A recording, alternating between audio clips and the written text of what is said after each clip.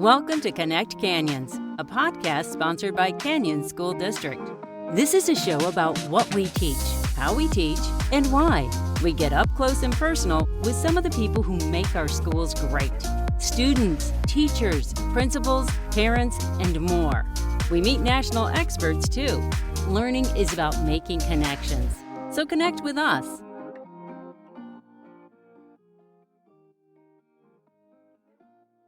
There are a lot of financial options available for our Canyon students who are looking to attend college or career schools, from scholarships to financial aid.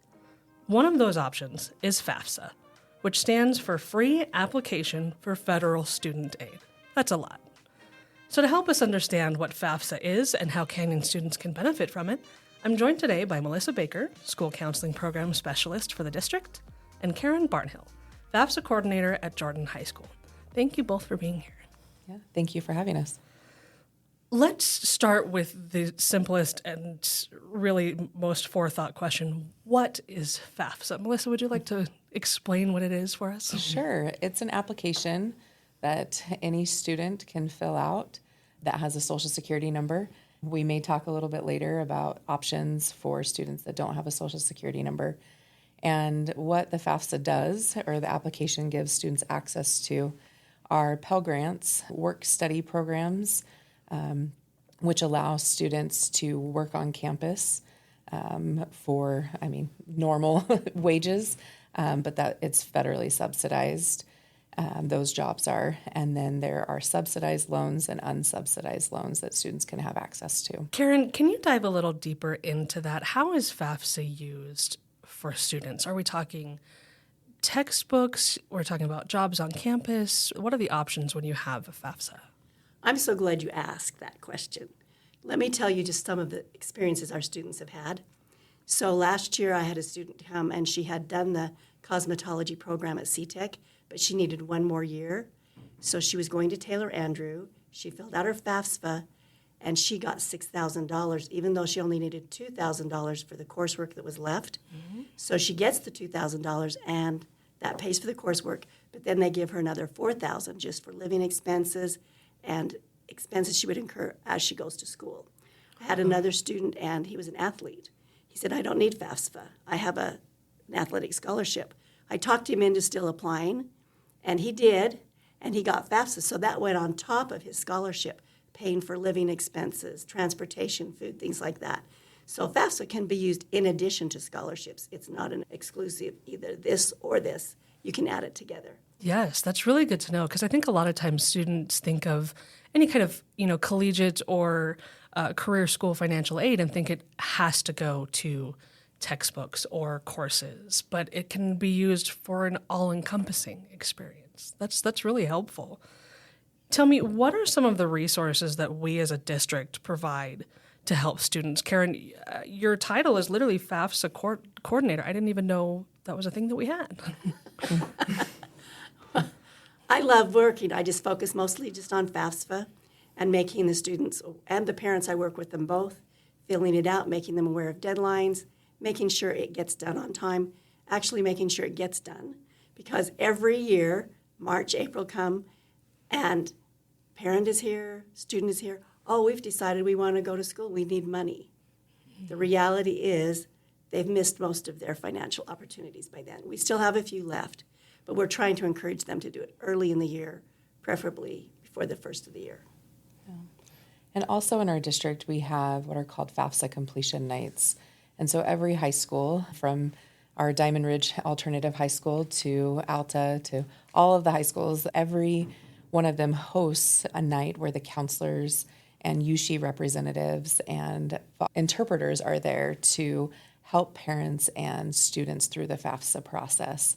And this year, because the FAFSA is not opening until December 1st, they will be in December and in January. And those are typically held in the evening and for a couple of hours. And families are invited to attend those, and those that are there walk them through the whole process. That's really great.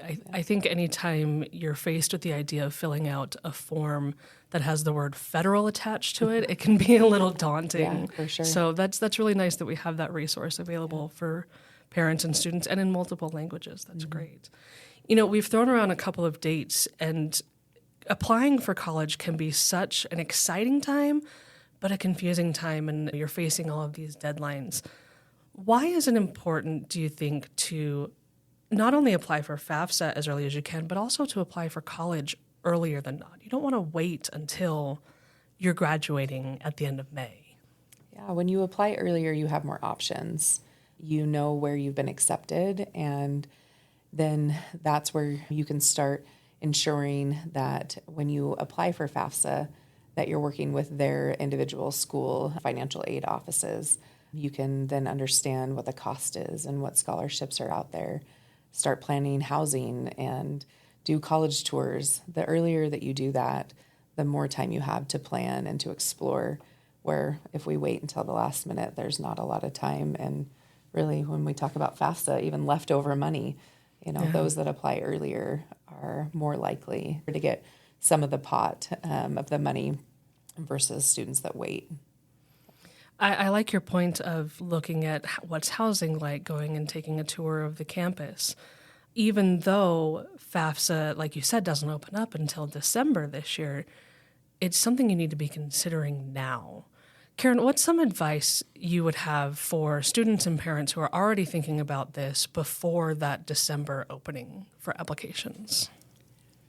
One thing I would suggest is the parent and the student each need an FSA ID. That's a federal student aid identification. And it's something they can do now before December. So they should create one now so that they're ready to go. We've seen when you get in on that national website, if there's a lot of people on it, it can sometimes crash. And so if they do it now, they're ahead of the game, and they've got that ID ready to go so that when it opens in December, they're ready for that application. And even, so the student has to have the Social Security number. Parents you want to have one, but let's say your parent doesn't have a Social Security number. Can they still create an ID? Yes, they can. It's a different process. They answer different questions, but they still need to create that ID. And that's why at Jordan, we're here to help the student and the parents. So if they come in, we're able to help them walk through that process. But that's one thing they should be doing right now is creating an ID. You also brought up a really good point. Last year, I know FAFSA was a bit of a struggle. The federal website struggled with the demand of people logging in on that first day to fill in those applications. So it's really great to know that there are steps that can be taken now versus waiting until that December 1st. What are some other tips and tricks that you have that maybe parents and students can start looking into before they start applying? Well, one thing I did this year, I interviewed all the seniors during the month of August, September, 6 simple questions.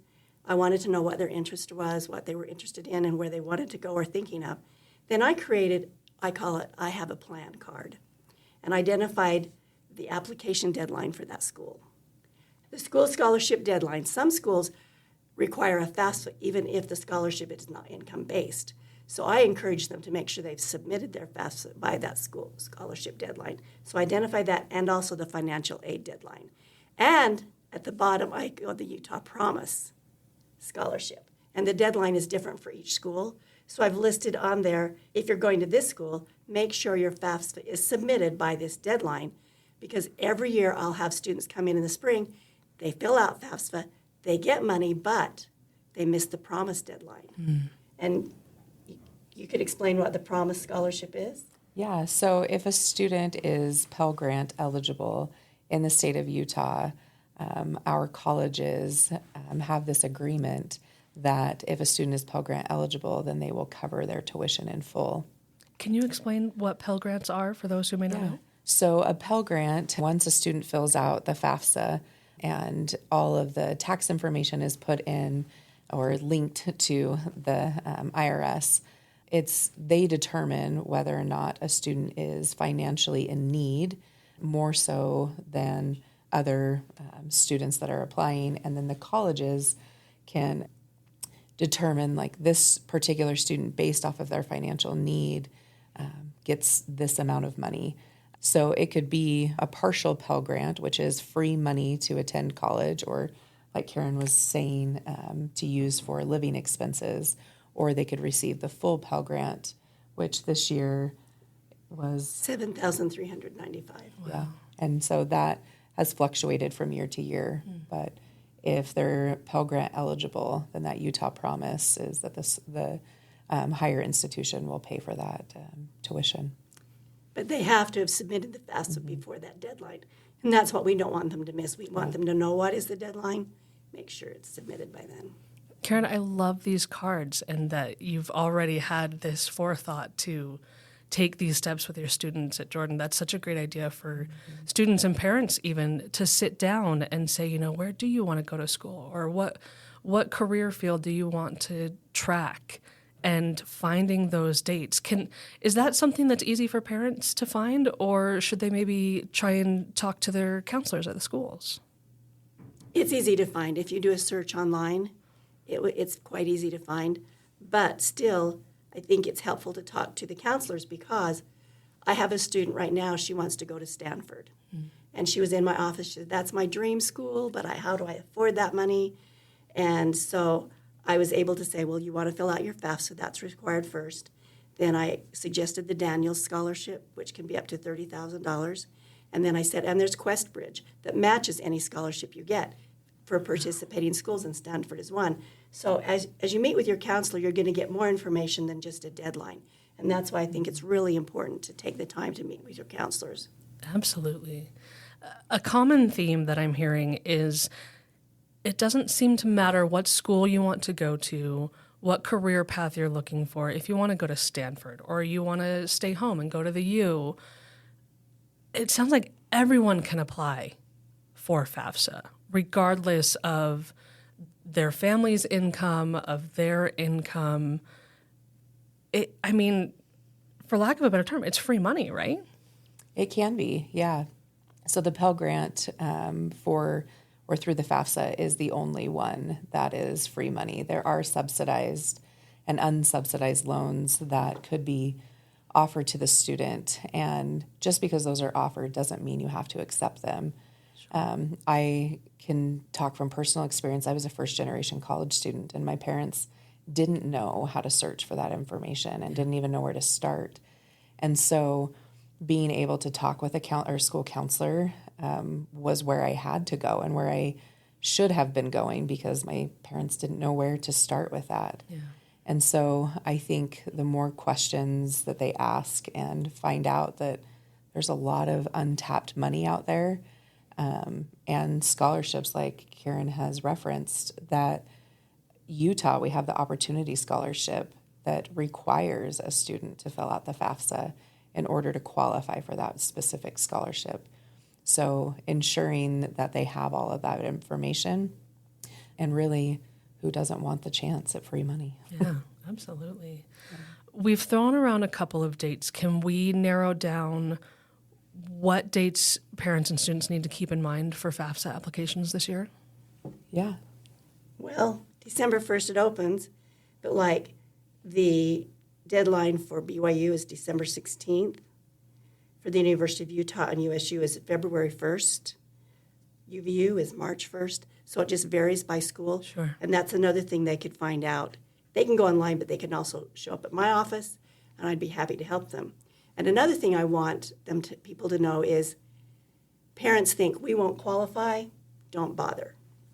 However, the way it works is the government gives the money to the school, and then the school decides based on your application. So one year, Utah State got $300,000. The next year, $1 million. Wow. Everyone who filled out FAFSA got something. Yeah. And then I had another student. She filled it out. You're not going to get anything. She was going to SUU. She got $1,000 because SUU had that money. So don't automatically assume you know you won't get any. Yeah. All you know for sure is if you don't apply, you won't get any. So why not apply? Or why not apply? Yeah. So December 1st, that's the first. That's when it opens. Opening date, and then we can vary from there over the next few months depending on the school. Yeah, depending on the college. Now, one new thing this year they started it last year, but it's new. We used to be able to fill out FAFSA throughout the year. Mm-hmm. The cutoff for next year's financial aid for colleges is June 30th. Okay. So they definitely have to have applied by June 30th because after that, they would not be eligible for financial aid for that coming school year. So they can get started now by getting their aid numbers, things like that. And then once that December 1st rolls around, it doesn't hurt to just be the first in the door, get it done, and you're ready. Yes. That's really great. Go ahead. Yeah, the FAFSA completion nights that I had mentioned earlier start at Jordan High. December 9th is when Jordan's FAFSA completion night, and then Corner and Diamond Ridge are December 11th, and Hillcrest and Alta are January 15th, and Brighton is January 16th. But I would just encourage parents and students to reach out to their school's counseling center and to find out more information about the times and where those are located, so they can ensure that they're there. And we'll be sure to mention those dates in the write-up for this podcast as well. You know, it's really beautiful to hear how many opportunities are available to our students. And like you said, it doesn't matter whether you think you might not get any. You might be surprised at just how much financial aid you can get to help our students achieve those collegiate dreams. Tell me, what message would you have for those students or families who may be on the fence about going to college or applying for a career school? Well, this month, the month of October, is Utah College Application Month, and all applications are free for Utah schools. And so I would say, why not? If the application's free and you even have a lingering thought of going to college or seeking a higher education, if it's free, you might as well. And you might find that when you're accepted, that there are some doors that are opened and those dreams start to feel a little bit more like reality. So don't wait, apply now. And same with FAFSA, like Karen said. Don't just assume that you're not going to get it based off of your family's income. Apply. You'd be surprised what happens. And when you fill out your FAFSA, you can add up to 20 schools that they will send your information to that school. So if they've applied for it, they need to make sure and also add that school. One year I had a student, she wanted a scholarship to UVU. She did everything, met everything on time, submitted her FAFSA, all of that. April, she came back and she said, well, where's my money, or I haven't heard anything. And so I said, let's pull up your application, your FAFSA. So they pulled it up. She hadn't listed UVU. Oh, no. So UVU did not have her information before that deadline. So make sure that you also add those schools on your FAFSA application. I think to your point, too, of going and speaking with counselors, I've already feel like I've experienced a slew of knowledge that I had no idea about the opportunities and the scholarships, the financial aid, everything that's available to students, and the help that we have right here in the district, like yourself as a FAFSA coordinator. It's beautiful that our students can go and sit down and get that started and start working towards their dreams. I want to thank you both for being here. This has been very enlightening, and I hope that it's inspiring some of our students to take that next step towards their careers. Thank you for having us. And thank you for listening. If there's a topic you would like to hear discussed on the podcast, send us an email to communications@canyonsdistrict.org. Thanks for listening to this episode of Connect Canyons. Connect with us on Twitter, Facebook, or Instagram @Canyons District, or on our website, canyonsdistrict.org.